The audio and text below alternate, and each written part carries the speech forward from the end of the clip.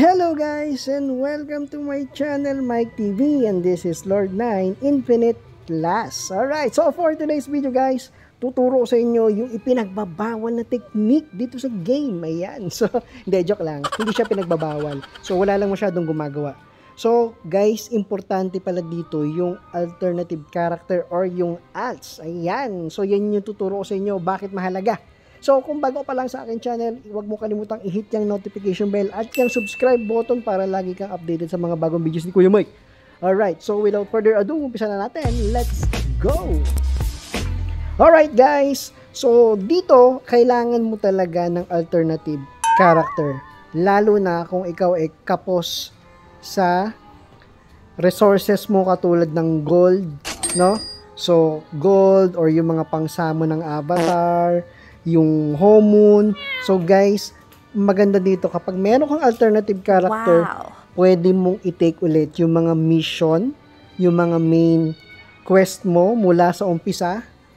Pati dito sa journal mo guys, kasi 'di ba bawat journal may mga may mga reward yan. Pwede mong makuha ulit yan. Imagine yung gold 400, 600, 800 plus yung item, no? Ayan mga yan. So, pwede mo ulit makuha yan using your alternative class. And, ang maganda dito guys, no, yung storage, yung gold, is iisa lang. So, kung ano yung gold ng main mo, ganun rin yung alternative character mo. So, check natin yung ating storage. Kung makikita nyo yung storage guys, meron dalawang rare yan. So, ngayon, gagawin natin, punta tayo sa ating alternative character. Mag-change character tayo. Alright. Diba, merong avatar.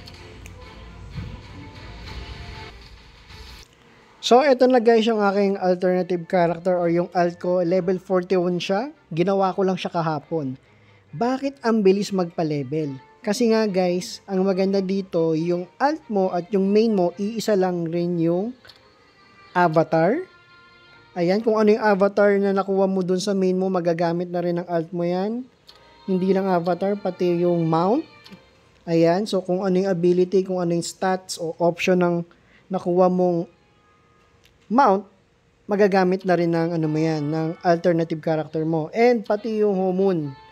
Kung ano yung Homon ng main mo, magiging Homon na rin yan ng alt mo. Yan. So, kaya maganda gumawa ng alt tsaka mabilis magpa-level. Ito yung ginagawa ko guys, pang farm ng gold. Pang farm ng mga summoning, pang farm ng mga item or mga gears na pwede mong pang item lag. Kasi kung ikaw medyo high level na, syempre hindi ka na makakuha ng mga lower gear na pwede mong tawag doon, pwede mong pang item lag. So, gumawa ako ng alternative job. Gumawa ako ng alt ko para makuha ko ulit yung mga lower tier na gear. Alright? So, alam ko, naiintindihan nyo ako, no? Tsaka maganda dito, guys, kung ano yung item lag ng main mo, magagamit na rin ng alt mo yan. Kung ano yung nakuha mong stats, kung ano yung stats mo na-unlock mo na dito, magagamit na ng alt mo yan. Kaya maganda magpa-level up. Kaya ang bilis, level 41 agad siya. Kahapon ko lang siya nilaro, siguro mga 5 hours, 6 hours ata, mga gano'n. Pwede mo pang pwede pa mas mataas pa dito.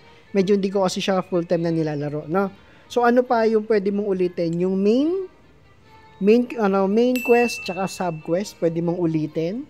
No? Kaya nakakuha na ako ng almost 4 million dito sa aking alt, no?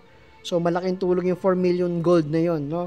Tsaka yung mga additional item lag. So, kung ikaw ay wala pang alt, gumawa ka na ng alt mo, no? So, pati yung Spire of Trial, yung mga makukuha mo dyan, mga item, yan, makukuha mo ulit yan, katulad nito, yan. Alright? Yan, pwede mong ulitin. Pwede ulitin ng alt mo yan, tsaka makukuha mo yung mga item. Alright? So, ano pa? Yung mga achievement, yan, yung achievement ng alt mo. So, may mga achievement tayong makukuha dyan kapag nagkaroon ka o nag-create ka ng alt, no? So, may mga achievement na ma-unlock dyan. So, punta tayo sa storage. Punta tayo sa storage, guys. Ayan, dito sa taas. So, iisa lang yung storage. ng main mo tsaka ng alt mo. Yan. So, pwede kang maglipad. Yung weapon niya, guys, galing yan sa main ko, no? So, naloot ko yan, kaya meron agad siyang weapon na kulay blue. So, meron naman siyang, meron naman siyang nakukuha sa mission, kaso tinry kong basagin, kaso nabasag. Ayun lang. So, iisa lang yung storage, iisa lang yung avatar, iisa lang yung mount, iisa lang yung item log, no? Kaya medyo makunat-kunat at medyo mataas na yung damage ng alt mo dito, kaya mabilis. So, yun lang guys, no? At hopefully, makagawa na rin kayo ng alt para if ever kulang kayo sa gold. And kung gusto nyo makuha ng mga additional items, no? Gawa kayo ng alt. So, kung may natutunan ka sa video ito guys, no? Kindly like, share, and subscribe sa aking channel para lagi kang updated sa mga bagong videos ni Kuya Mike dito sa Lord 9 Infinite Class. Alright, see you guys sa next video ko. Let's go!